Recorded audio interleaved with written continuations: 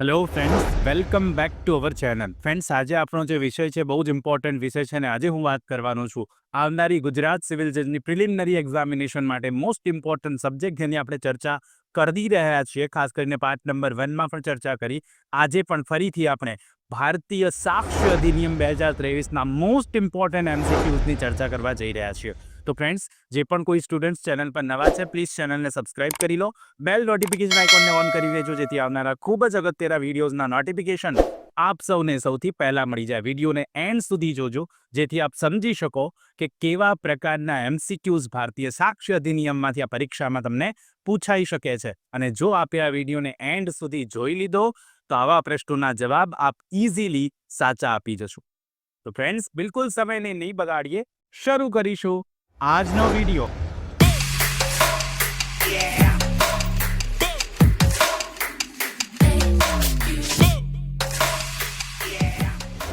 પ્રશ્ન નંબર 1 છે, under the law of evidence the relevant fact.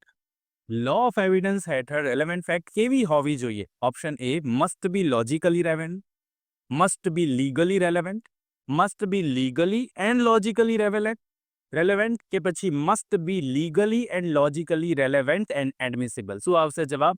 Relevant fact કેવી હોય? ભારતીય સાક્ષ્ય અધિનિયમ હેઠળ જે પણ કોઈ રેલેવન્ટ ફેક્ટ છે એ કેવી હોવી જોઈએ? ક્વેશ્ચન નંબર 1ની વાત છે. ક્વેશ્ચન નંબર 1માં સાચો જવાબ શું આવશે? ક્વેશ્ચન નંબર 1માં સાચો જવાબ એ આવે.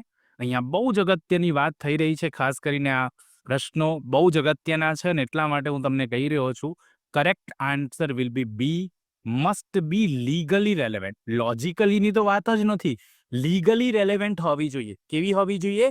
Legally relevant. એટલા માટે જવાબ બી બની જાય. આપણા માટે કાયદાકીય રીતે હોય એ હકીકત રેલેવન્ટ ગણાય, એટલે લીગલી રેલેવન્ટ જે છે સાચો જવાબ બની જશે. પ્રશ્ન નંબર 2 જોઈએ. Which of the following is required to be proved essentially? નીચેનામાંથી શું એસેન્શિયલી પ્રૂવ કરવું બહુ જ જરૂરી છે? Option A, judicial notice, admitted fact, confession કે રેલેવન્ટ ફેક્ટ. તો પ્રશ્ન નંબર 2માં બિલકુલ ઇઝી પ્રશ્નો છે. સાચો જવાબ ડી બની જશે. રેલેવન્ટ ફેક્ટ જે છે એ સ્થાપિત કરવી ખૂબ જ જરૂરી ગણાશે ભારતીય સાક્ષ્ય અધિનિયમ હેઠળ. ઓકે, ખાસ યાદ રાખજો. પ્રશ્ન નંબર 3 જુઓ. Under section 4 of the Bharatiya Sakshya અધિનિયમ ડીલ્સ વિથ. સેક્શન નંબર 4 નીચેનામાંથી કઈ જોગવાઈ આપે છે એવું પૂછેલું છે? Relevancy of facts forming part of same transaction, admission, opinion of expert, conclusive proof. શું આવશે સાચો જવાબ? તો ટાઇટલ બેઝ ક્વેશ્ચન પહેલા પણ મેં કહ્યું છે પ્રશ્નો પૂછાય છે અને એટલા માટે અહીંયા આવો પ્રશ્ન મૂકેલો છે કે ડાયરેક્ટલી કલમ નંબર 4માં શું છે? સાચો જવાબ બનશે એ, relevancy of fact forming part of same transaction, જેને આપણે રેસ જેસ સ્ટેનો રૂલ પણ કહીએ છીએ. ઓકે, તો 3 નંબરમાં સાચો જવાબ બની જશે એ. આ સેક્શન બેઝ ક્વેશ્ચન તમને પૂછેલો છે. પ્રશ્ન નંબર 4 જુઓ. Res gestae literally means. તો રેસ જેસ સ્ટેનો મીનિંગ શું થાય છે friends? Option A, things done, option B, things spoken, option C, same transaction કે ઓપ્શન ડી, થિંગ્સ સેંગ. શું આવે સાચો જવાબ?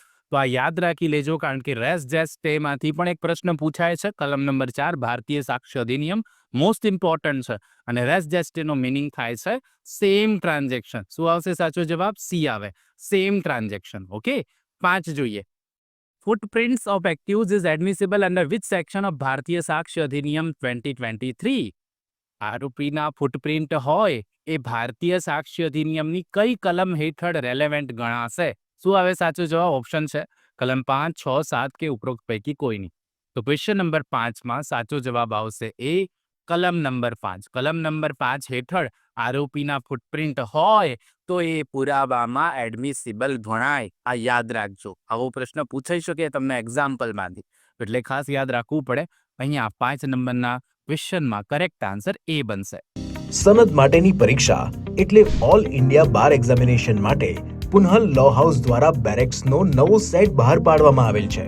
તમામ બેરેક્સ બાર કાઉન્સિલ ઓફ ઇન્ડિયાની ગાઈડલાઇન્સ મુજબના હોવાથી પરીક્ષા ખંડમાં સાથે રાખી શકાશે અને તમામ બેરેક્સ ગુજરાતી તથા અંગ્રેજી એક સાથે એટલે દ્વિભાષી સ્વરૂપે આવશે. આ સેટમાં આપને બેરેક્સ ઉપરાંત પ્રીવિયસ પેપર સોલ્યુશનની બુક પણ સાથે મળશે. ભવિષ્યમાં વકીલાતમાં તથા સિવિલ જજની પરીક્ષામાં પણ આ જ બુક્સ ખૂબ જ ઉપયોગમાં આવશે.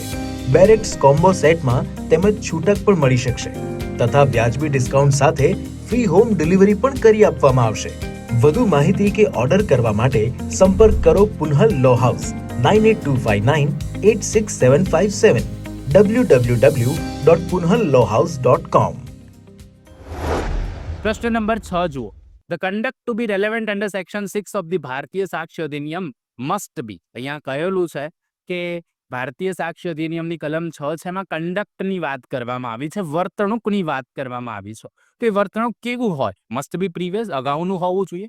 મસ્ટ બી સબસિક્વન્ટ, પછીનું હોવું જોઈએ. મે be either previous or subsequent, એટલે કે અગાઉનું પણ હોઈ શકે અથવા તો પાછળનું પણ હોઈ શકે. None of the above. શું આવે સાચો જવાબ?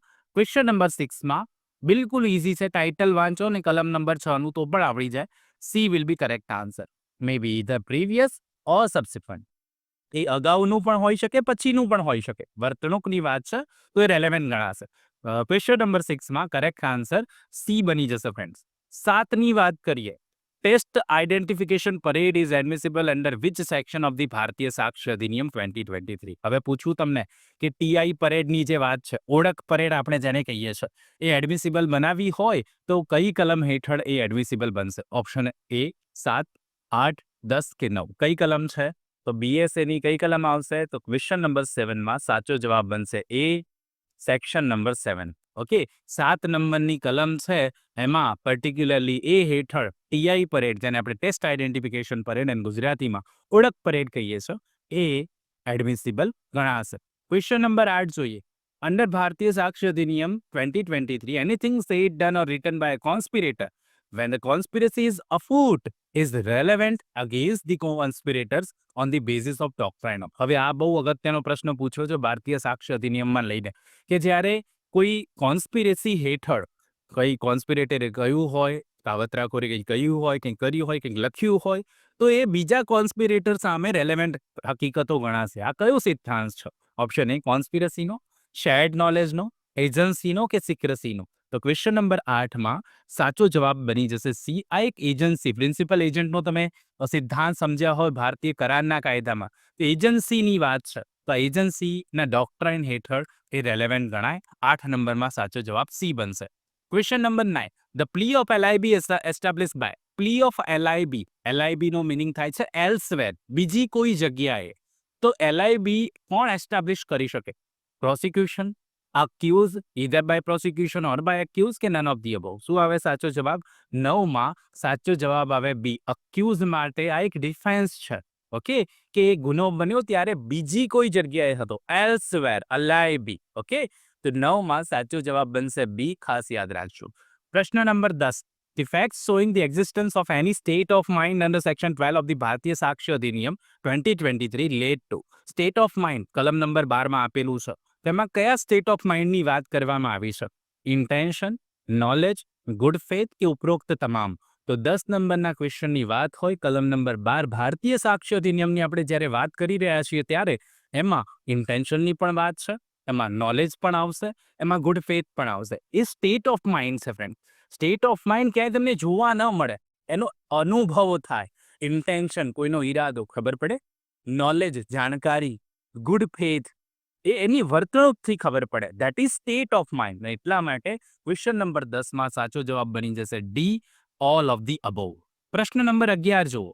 Admissions are not conclusive proof of the matters admitted but they may operate as. તો એડમિશન્સ એ કન્ક્લુઝિવ પ્રૂફ નથી, પણ એ કઈ રીતે ઓપરેટ કરશે? રેસ જુડિકેટા, એસ્ટોપલ, રેસ જેસ્ટે કે ઓલ ઓફ ધી અબવ? તો આ ટાઇટલ જ છે એક કલમનું, આ એક સેક્શનનું પર્ટિક્યુલરલી, અને એટલા માટે અહીંયા 11 નંબરના પ્રશ્નમાં સાચો જવાબ બી બને, કે એડમિશન એ ક્યારેય કન્ક્લુઝિવ પ્રૂફ નથી, પણ એસ્ટોપ કરશે, એટલે એસ્ટોપલનો સિદ્ધાંત ત્યાં લાગુ પડે. બી વિલ બી કરેક્ટ આન્સર. 12 જુઓ.